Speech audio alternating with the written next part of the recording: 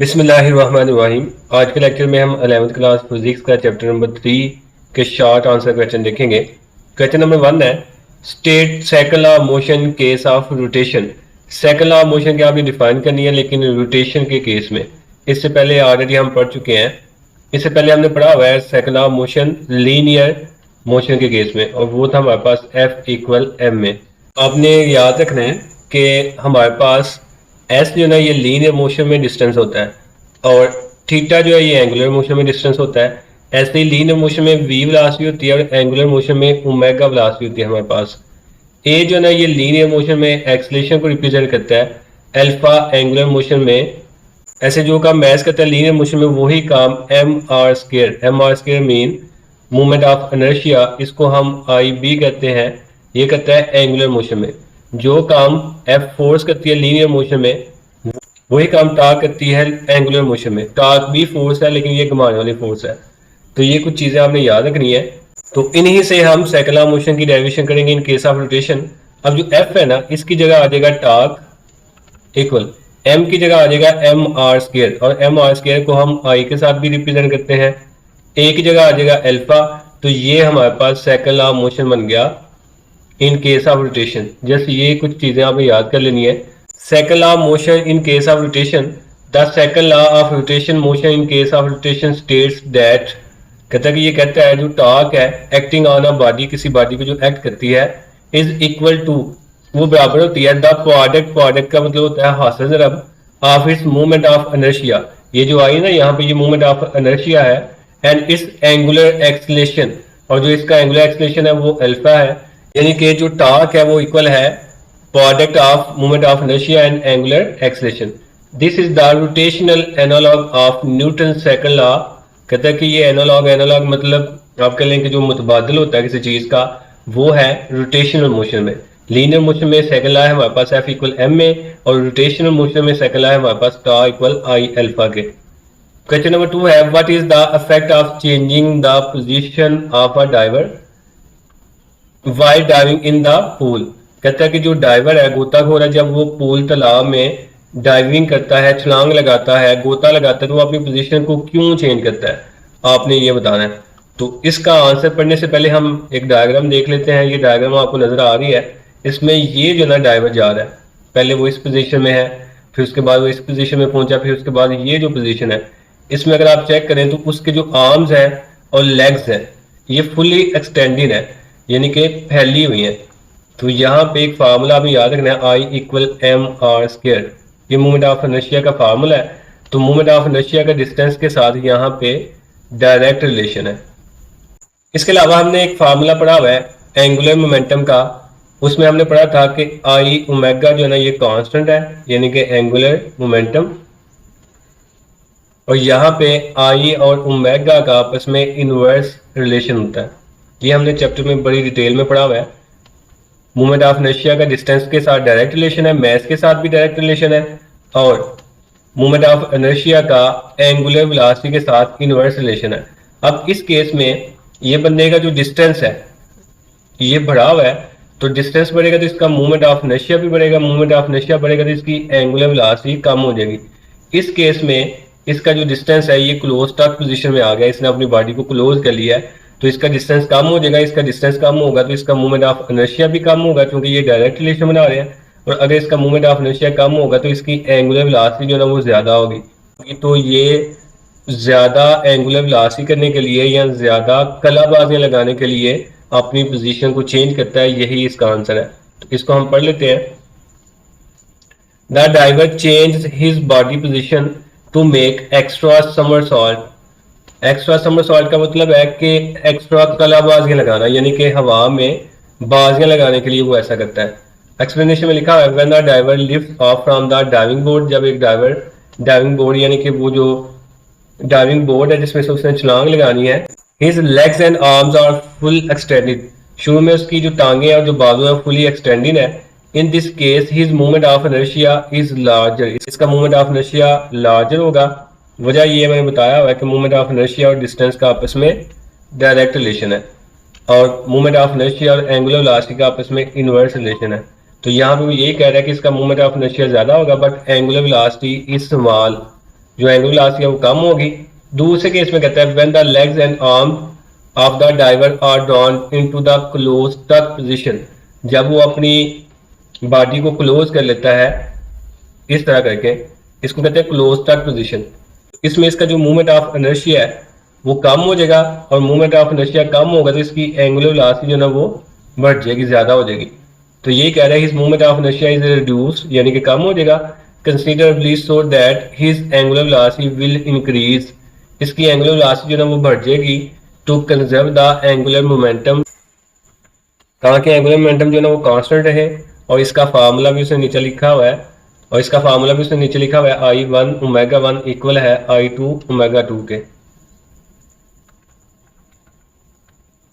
Next question number 3 है हमारे पास, how do we get butter from the milk, हम जो मिल्क है, हम मिल्क से बटर मक्खन कैसे हासिल कर सकते हैं। प्रिंसिपल हमने पीछे पढ़ा हुआ है क्रीम स्प्लिटर मशीन में, कि जब हम मिल्क को मशीन के अंदर डालेंगे तो मशीन मिल्क को रोटेट करेगी, तो इसके जो लाइटर पार्टिकल हैं वो ऊपर आ जाएंगे, एक्सिस के इकट्ठे हो जाएंगे, और जो हैवी पार्टिकल है वो नीचे चले जाएंगे, और वहां से हम मक्खन को अलग कर सकते हैं। इसको हम पढ़ लेते हैं, butter is obtain from milk bye a process called centrifugation.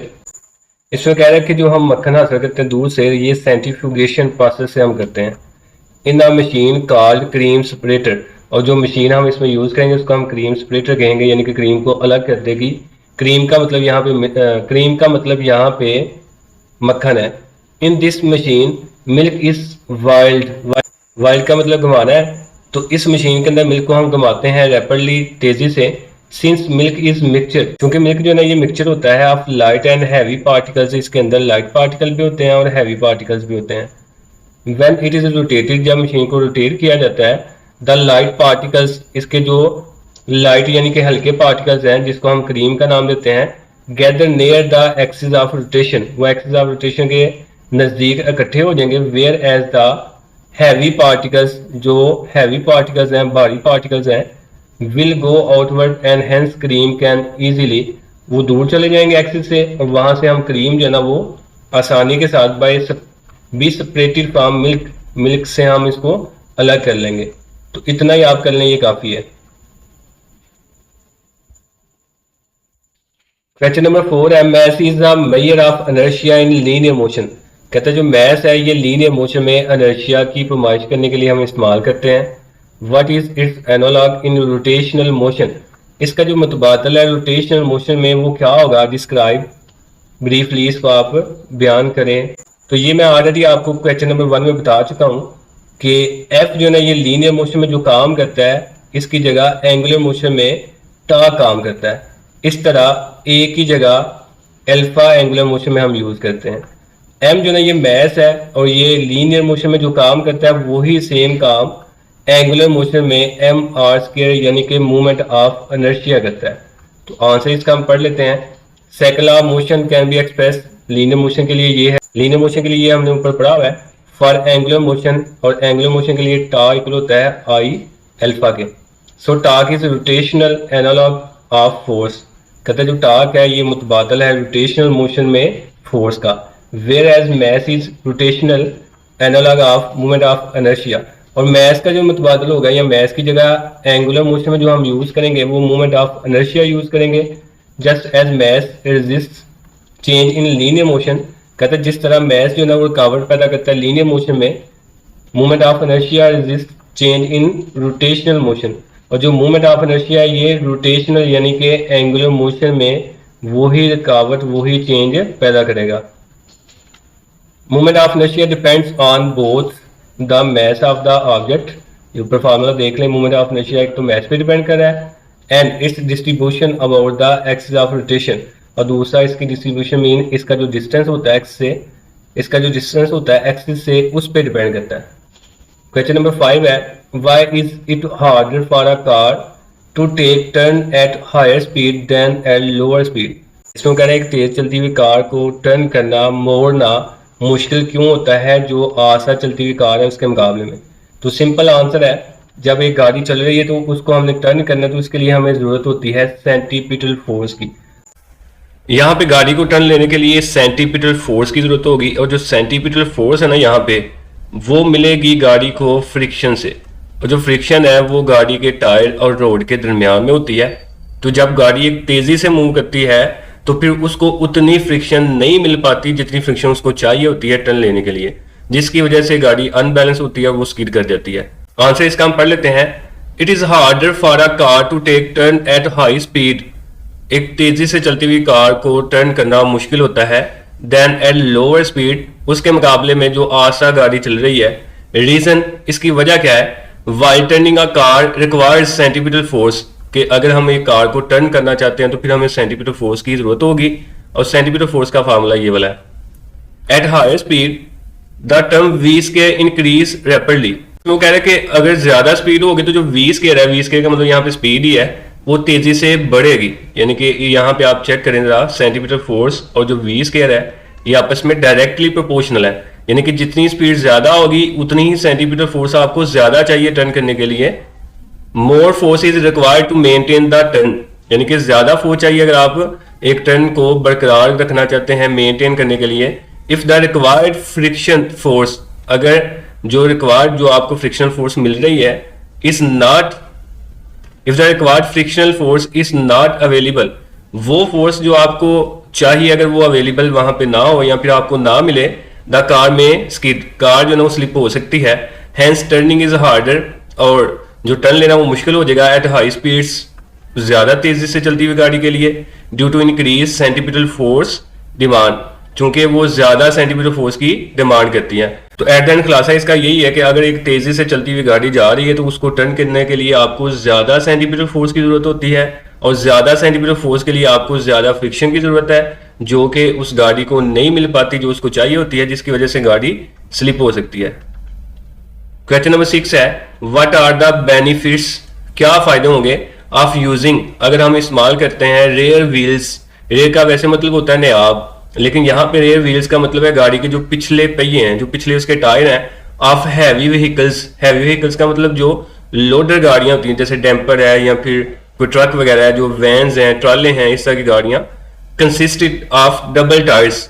तो इस सारे क्वेश्चन का मतलब ये है कि जो लोडर गाड़ियां होती हैं, बड़ी गाड़ियां होती हैं, उनके जो पिछले टायर हैं वो हम डबल यूज करते हैं, हमें उसका क्या फायदा होता है?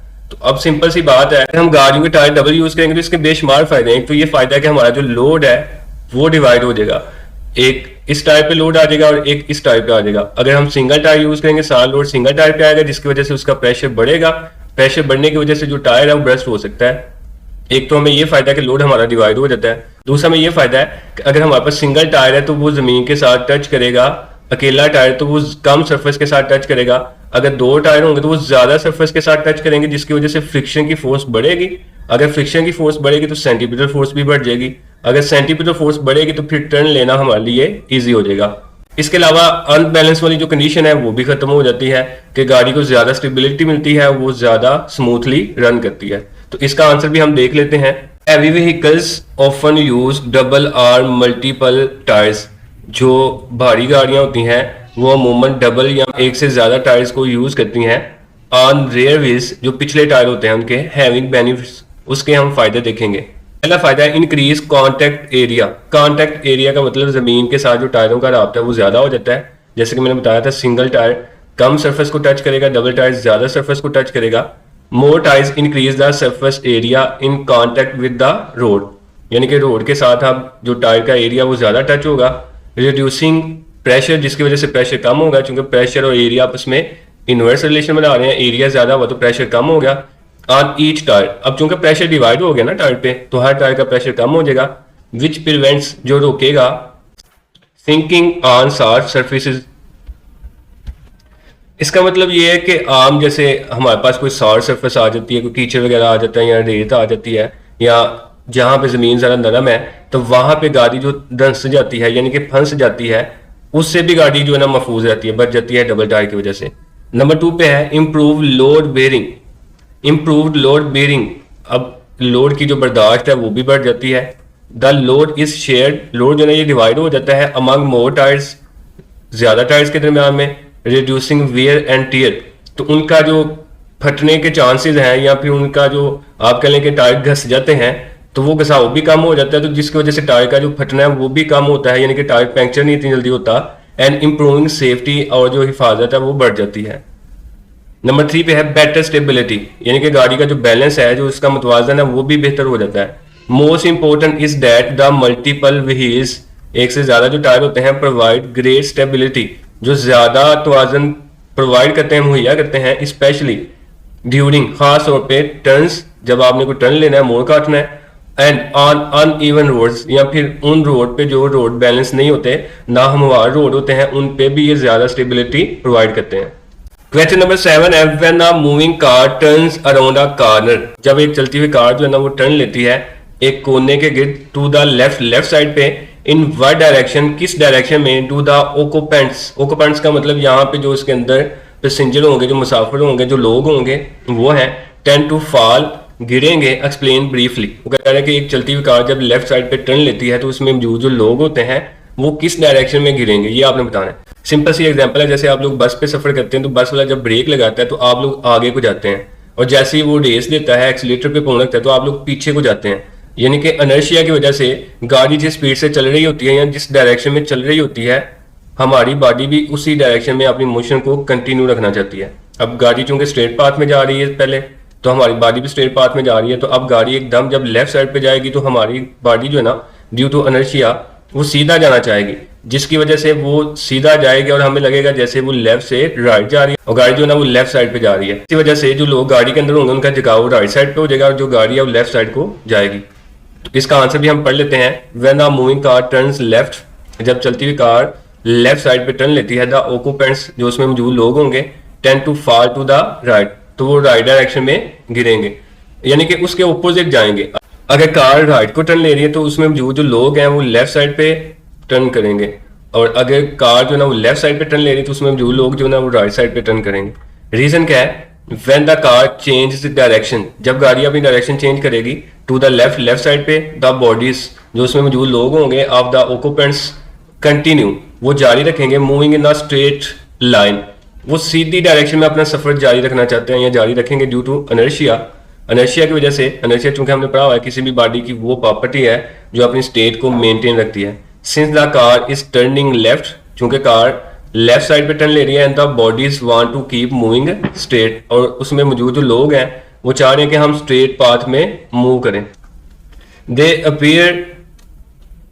अपीयर टू मूव राइट, वो दिखाई देंगे हमें राइट साइड पे मूव करते हुए रिलेटिव टू कार के लिहाज से, यानी कि कार लेफ्ट साइड पे जा रही है तो वो राइट साइड पे जाते हुए हमें दिखाई देंगे। क्वेश्चन नंबर 8 है why is the acceleration of a body moving uniformly in a circle, कहता है कि उस बॉडी का एक्सेलरेशन, जो बॉडी सर्कल में मूव कर रही है, उसका जो एक्सेलरेशन होता है डायरेक्टेड टूवर्ड्स द सेंटर, वो हमेशा सेंटर की तरफ ही क्यों होता है, ये आपको बताना है। इसकी सिंपल सी एक एग्जांपल आप ले लें कि इमेजिन कर लें कि हमारे पास एक स्ट्रिंग है, उसके साथ यहाँ पे हमने एक पत्थर बंधा हुआ है, ये पत्थर यहाँ से स्ट्रेट मूव करेगा जब इसको हम सर्कल में घुमाएंगे, लेकिन ये जो स्ट्रिंग है ये इसको अपने सेंटर की तरफ खींचेगी, जिसकी वजह से इसकी डायरेक्शन चेंज हो जाएगी और ये पत्थर जो है ना ये स्ट्रेट जाने के बजाय ये लेफ्ट साइड पे ऐसे मूव कर देगा। अब ये लेफ्ट साइड पे जा रहा है स्ट्रिंग, इसको फिर जो है ना वो अपने सेंटर की तरफ, यानी कि अपने अंदर की, अपने मरकज की तरफ खींचेगी, जिसकी वजह से इसकी डायरेक्शन फिर चेंज हो जाएगी, तो ये ऐसे नीचे इस तरफ को मूव कर जाएगा। फिर ये नीचे को आ रहा है तो ये स्ट्रिंग फिर इसको अपनी तरफ खींचेगी सेंटर की तरफ, तो ये जो पत्थर है ये नीचे जाने के बजाय ये ऐसे राइट साइड को मूव कर देगा। उसके बाद ये रस्सी फिर इसको सेंटर की तरफ खींचेगी और ये जो स्ट्रिंग है ये ऐसे फिर ऊपर को आ जाएगी, और ये जो पत्थर है ये ऐसे फिर ऊपर को आ जाएगा। इस तरह ये सर्कल में घूमना शुरू कर देता है। अब इसमें एक चीज आप नोटिस करें कि जो पत्थर है यहाँ पे रिवॉल्व कर रहा है, इसकी जो वेलोसिटी है उसकी डायरेक्शन मुसलसल चेंज हो रही है, और जो डायरेक्शन वेलोसिटी की चेंज हो रही है वो हो रही है ड्यू टू स्ट्रिंग, और स्ट्रिंग इस पे जो फोर्स लगा रही है वो अपने सेंटर की तरफ लगा रही है, तो इसलिए जो वेलोसिटी में चेंज आएगा वो डायरेक्शन चेंज होने की वजह से चेंज आ रहा है, और इसकी वजह से इसमें एक्सेलरेशन प्रोड्यूस होगा। अब वो जो एक्सेलरेशन इसमें प्रोड्यूस होगा उसको हम नाम देंगे सेंटीपिटल एक्सेलरेशन का, जिसका फार्मूला होता है v²/r, और इसकी डायरेक्शन भी हमेशा फिर सेंटर की तरफ ही होगी। जिधर को स्ट्रिंग उस पत्थर को फोर्स लगा रही है उधर को ही एक्सेलरेशन की डायरेक्शन होगी। इसका हम आंसर पढ़ लेते हैं, the acceleration of a body moving uniformly in a circle is directed towards the centre. कोई भी बॉडी जब सर्कल में मूव करती है तो उसके जो एक्सेलरेशन की डायरेक्शन है वो सेंटर की तरफ होती है। रीजन, वजह क्या है, in uniform circular motion the direction of velocity change, जो वेलोसिटी की डायरेक्शन है वो चेंज होती है कंटिन्यूसली, मुसलसल, since velocity is a vector, चूंकि वेलोसिटी एक वेक्टर क्वांटिटी है, a change in its direction, अगर इसकी डायरेक्शन चेंज होगी, इंप्लाइज इसका मतलब है एन एक्सेलेरेशन के इसमें एक्सेलेरेशन प्रोड्यूस हो गया। This acceleration is called centripetal acceleration, इस एक्सेलेरेशन को हम सेंटीपिटल एक्सेलेरेशन कहेंगे। इस always points toward the centre of the circle, जो हमेशा सर्कल के सेंटर की तरफ जिसकी डायरेक्शन होगी।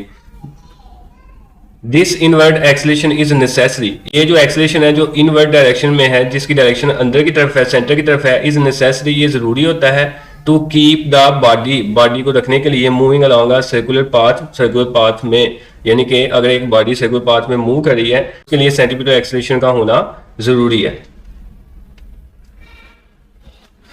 क्वेश्चन नंबर 9 है, how does an astronaut feel weightlessness. इसमें कह रहे हैं जो एस्ट्रोनॉट हैं, जो साइंटिस्ट हैं, जो खला में जाते हैं, जो स्पेसशिप के अंदर बैठे होते हैं, वो वेटलेसनेस यानी कि बेवजनी क्यों महसूस करते हैं while orbiting from the earth in a spaceship, जब वो जमीन के गिर्द चक्कर लगाते हैं किसी स्पेसशिप के अंदर। इसकी रीजन क्या है? इस टॉपिक को हमने डिटेल में पढ़ा हुआ है कि जब कोई भी बॉडी फ्रीली फॉल करती है, फ्रीली फॉल का ये मतलब होता है कि उस पर जो टेंशन की फोर्स है, जैसे यहाँ पे हमने एक स्प्रिंग बैलेंस लिया और इसके साथ हम यहाँ पे कोई मैस अटैच कर दें और इसका जो वेट है मैस का वो नीचे को होगा, इसकी डायरेक्शन नीचे को है, और ये जो स्पोर्ट है, ये स्पोर्ट यहाँ से हम खत्म करते हैं, यानी कि जैसे खत्म करेंगे तो ये जो बॉडी है ये फ्रीली फॉल करेगी नीचे को। अब इस पे सिर्फ एक ही फोर्स होगी और वो जो फोर्स है वो ग्रेविटी की फोर्स है, नॉर्मल फोर्स इस पे कोई नहीं है।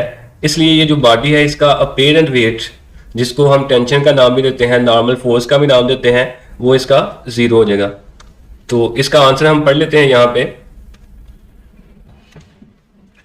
An astronaut feels weightlessness while orbiting, कि ऑर्बिट करते हुए, चक्कर लगाते हुए जो एस्ट्रोनॉट है वो वेटलेसनेस फील करते हैं। आज चूंकि बोथ दोनों एस्ट्रोनॉट एंड द स्पेसशिप जिसके अंदर एस्ट्रोनॉट बैठे होंगे are in the state of free fall, तो ये फ्री फॉल की स्टेट में होंगे, यानी कि इन पे सिर्फ एक ही फोर्स एक्ट करेगी, वो है ग्रेविटी की, towards the earth under the influence of gravity, यानी कि जमीन के गिर्द जो स्पेसशिप चक्कर लगा रही है वो ग्रेविटी की वजह से लगा रही है। ऐसे ये अर्थ है और इसके गिर्द ऐसे ये स्पेसशिप रिवॉल्व कर रही है ड्यू टू ग्रेविटी, सिर्फ ग्रेविटी की फोर्स रिस्पेक्ट कर रही है। इन ऑर्बिट यानी कि उस पाथ के अंदर the centripetal force required, centripetal force की जरूरत होगी टू कीप द स्पेसशिप, जो स्पेसशिप को moving in the circular path में मूव करवा सके या मूव करवा रही है, इज प्रोवाइडेड बाय ग्रेविटी, जो कि ग्रेविटी उसको प्रोवाइड करती है। सिंस बोथ द स्पेसशिप, दोनों स्पेसशिप एंड एस्ट्रोनॉट, और जो एस्ट्रोनॉट है inside are falling with the same acceleration, दोनों सेम एक्सेलरेशन के साथ फॉल करें, वो है हमारे पास gravitational acceleration. There is no normal reaction force, normal reaction force का मतलब टेंशन की फोर्स है या अपीरेंट वेट है वो यहाँ पे नहीं होगा एक्टिंग ऑन द एस्ट्रोनॉट के ऊपर। दस एस्ट्रोनॉट एक्सपीरियंसेस अपीरेंट वेटलेसनेस, जो एस्ट्रोनॉट है फिर वो ज़ाहिरी तौर पे अपना जो वेट है उसको फील नहीं करेगा, यानी कि उसका जो अपीरेंट वेट है वो यहाँ पे 0 हो जाएगा चूंकि वो फ्रीली फॉल करे। तो ये थे हमारे शॉर्ट आंसर क्वेश्चन।